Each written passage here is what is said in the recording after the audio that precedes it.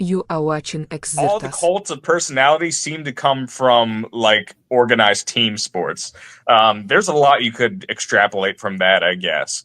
But so when it comes to like sports and this capitalist framework of constant competition, where as it's like once we build up the framework of like we're competing against each other instead of competing against nature. I think that's one way to like interpret it as to why you get such different results from different types of like sports, and that's why um, I just want to mention this real quick. I never thought you would think something like chess that we were talking about.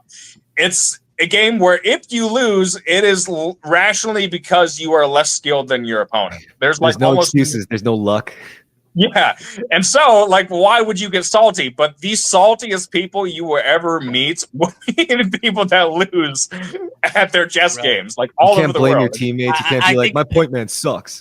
well, there Yeah. could be an aspect of that is like because chess is like an intellectual sport, and so people they use it as a metric of their intelligence, and they go, "Oh, this person's smarter than me." That pisses me off. It hurts Yeah. my ego, you know. See, and surfing and skateboarding, I think, also falls into this where it's not a team sport, but it becomes a competitive sport. You know, if you're Yeah. surfing, you're doing it for fun. You're skateboarding, you're doing it for fun. If you're playing chess, you can do it for fun. But once it becomes a competition, then it's like how great you are versus how great this other person is. Right. And maybe you can get used to being humbled by playing against the greatest players until you accidentally Beowulf up to being the greatest player, not necessarily because you are the greatest player, but because the other ones die or quit. Humanity grows tired and weak. I remember there was a fight not long ago. It was a Tyson Fury versus Usyk, and you can see the different personality types in their fighting. You know, like Tyson he's a giant. He's like 6'7" or something, and Usyk is pure skill. He's a small heavyweight, but he's extremely skilled. And the different personality types, you can see Usyk is a very humble guy. You see that he's actually like very nice and he's kind, and you can see it in the way he treats others and the way he talks and the things that he likes even.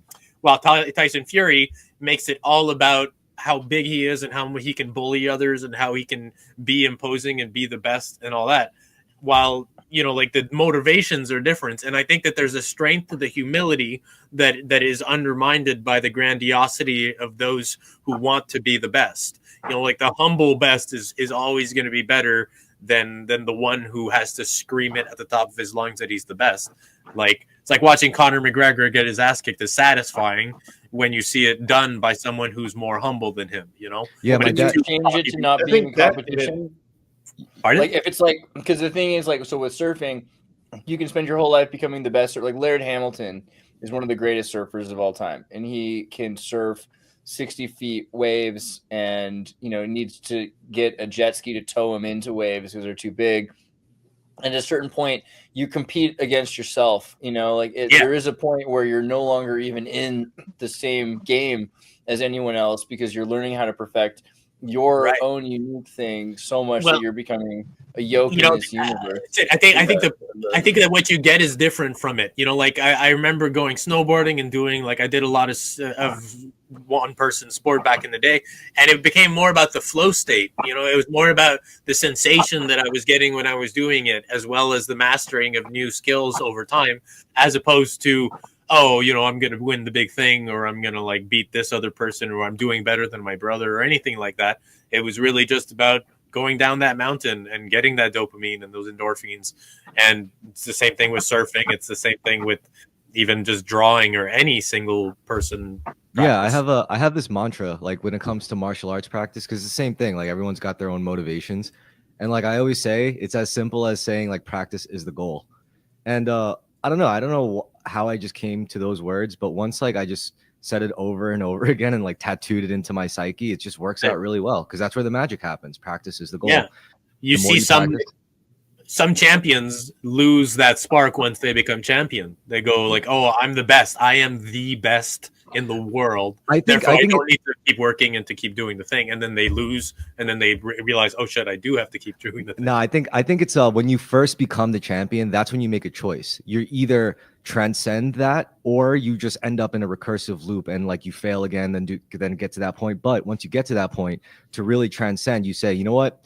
The whole time it was just me versus myself. Like what Andreas is saying, it was like the whole time. Like once you become like the top dog, and you're not going to stay up there. You're not going to be the best. Yeah, eventually. So you just got to find something else, and that's like true mastery. Is when you're like, practice is the goal. Like the whole time. Like whether I lose, whether I win, I'm still going to be Michael practicing. Jordan playing baseball. Yeah. It seems like progress comes from a willingness to fail, really. Because if you're pushing your boundaries, you're sort of like admitting that you're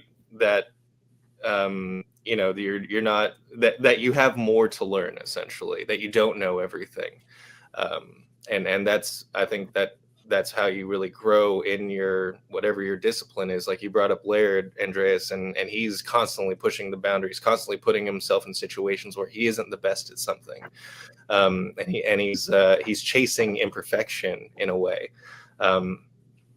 And if you sort of resign to being the best as opposed to admitting that you don't know everything, then you can't.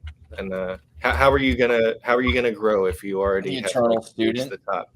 Yeah, which is just, I think, really a reflection on intelligence. It kind of loops back to what Kurt was saying with the people getting upset at losing chess. It's like that's really a reflection on how unintelligent they truly are. Because you could lose a game in chess and still be a smart person. It's like, oh, hey, like that person just made better moves. But if you're like gonna like get butthurt about it, it's because like you are truly an idiot. What's the reason that we have to focus on who's the objective best, in the sense of, let's say someone is, a runner and they run faster than anyone else. So you say, okay, objectively, they completed the lap faster than anyone else, right? And so that's what competitively we're saying is the fastest runner, right? Why is it that we focus on that? What's the benefit of focusing on that instead of on the benchmark, instead of focusing on the most progress by an individual? Like this person is now 30% faster than they were last time. I think a lot of the time when you become obsessed with an athlete for winning the objective benchmark, then we go back and like, wow, look how much they improved to get to that point. They like practice so hard, and isn't that the more interesting part anyway? Well, but then by that metric, it becomes like how young they are by the time they achieve the thing. So it's like if they make slow progress, but they become champions in their 40s, people go like, oh, well, that's less impressive. I also think that's really dependent on the complexity of the competition. Because like take like professional cycling, for example, like, there's like who crosses the finish line first, but there's also like other competitions within that same race. There's like who conquered the biggest hill the fastest in what team. And usually if you look at a cycling team, there's like the guy who just sprints, like the sprinter, there's the climber, the one who's really good at climbing. Then there's like the tank, the guy who could like pretty much take all of like the wind, I guess, when they're like bombing downhill or something. Don't ask me how I know all this shit, but like, yeah, I think it really does. Even for runners, I'm pretty sure there's like different sets of competitions, right? There's like the sprint. There's the long. We're trying to find out how amazing humans can really be. We're trying to push those boundaries and see, wow, that's actually what we can do. Like, watching a man lift 1,000 pounds, you go, holy shit, that is legit, like, incredible. Instead of going like, oh, like that person lifted 300 pounds, but they weigh 100 pounds. That's impressive. But we go, the number not as satisfying. We need that vibe. Kurt, do you feel the way they're talking about? Like, if you see someone who's run faster than anyone else in history, or someone who's catapulted or jumped, what's it called where you do the thing where you jump? The pole vaulting higher than anyone's ever pole vaulted before. I mean, do you see that as a benefit because we're seeing like the potential of the human condition, or is that not really impressive to you? That's an interesting question, I guess. There are so many ways that you can express things that have never been done before, and so like there's probably an aspect of stuff like the Olympics that is just a little bit decadent. I'm not necessarily saying that. A little. Yeah, not just because of the whole, Saturn Last Supper spoof or whatever that doggy poo was. Like I'm saying, is just like you can find unique things. You can do something no one has ever done before every single day. Like people that are, inept, people that are disabled, they can do things if they set their mind to it. That in some ways only they can do because of their circumstances.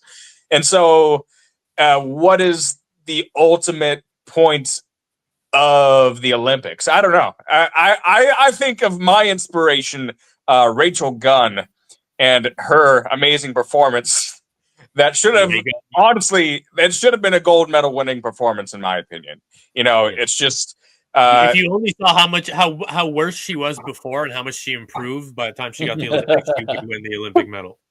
If you saw how bad the rest of Australia is at dancing, you would understand how she got there. Right. That's the thing. Like, factoring in handicap in competition, sort of, you go like, okay, well, that guy is completely like able to do everything. Therefore, we're going to give him minus points so that the other people have more chance. Like, it becomes like that, but you can't do that. You gotta, look, everyone loves an underdog story. When you have a handicap person who can literally outperform regular people, like people that are not. We're calling Ray Gun handicap. She has a PhD in Lacan. I'm not talking about her, but what I'm saying is, like, Ray Gun is an underdog. If she turned around and became the best breakdancer in the world after that catastrophe, like if she improved that much, we would be like, wow, this person actually did something amazing. But we just don't get it. I like the better that the audience is stupid. What it is it's like all of it. We're just not appreciating her, and really, it's going to take 4 to 8 years for us to rewatch her performance and realize that she's the Joker 2 of breakdancing. No, sadly, breaking. Sadly, what's going to happen? There's probably going to be plenty of copycats, and she's just going to the mold of breakdancing. Exactly, and that's what copycats mean. That it memed, and if it memes, then it is a legitimate choreography, right? She's created a new communication, and that's what her whole point was. Because her whole paper on Foucault, Lacan, and Chomsky and language and dance. I mean, she's like she effectively succeeded her goal. She's like the Nikola Tesla of breakdancing, and eventually Thomas Edison's going to come and fucking. But it's crazy. DeGeneres of Nikola Tesla is what she is. It's crazy that we're just lowering the standard for everything. I know. I was just joking. It's so absurd to me that we I think the goal is to make people hate culture. But it just ends off as making people hate the people who are doing that. Well, she didn't do it to the ballet; she did it to breakdancing. So it's not just hating tradition; it's hating zeitgeist. Hating contemporaneous culture. Like, well, it'd be like if she won an award for the most poetic ebonics or something like that. But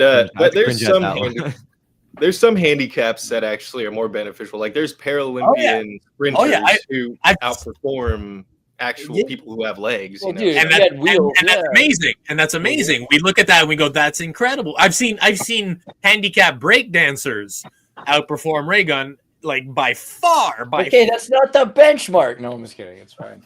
What I think is really cool. I hope drone racing gets bigger. I think that's like a cool fucking sport. I love drone racing, especially the VR where you're wearing the headset and you're racing through the woods. I have some friends who do that in the redwoods, and they go to the same places that they shot. Well, this is like even 10 years ago it was a thing. Yeah. Because you basically go to the same place they shot the Star Wars scene where they're going through the redwoods on the bikes, and then they would just recreate that race with drones, and they have to go in laps and try to hit trees. It could be that the surrogate for war will be using drones and robots.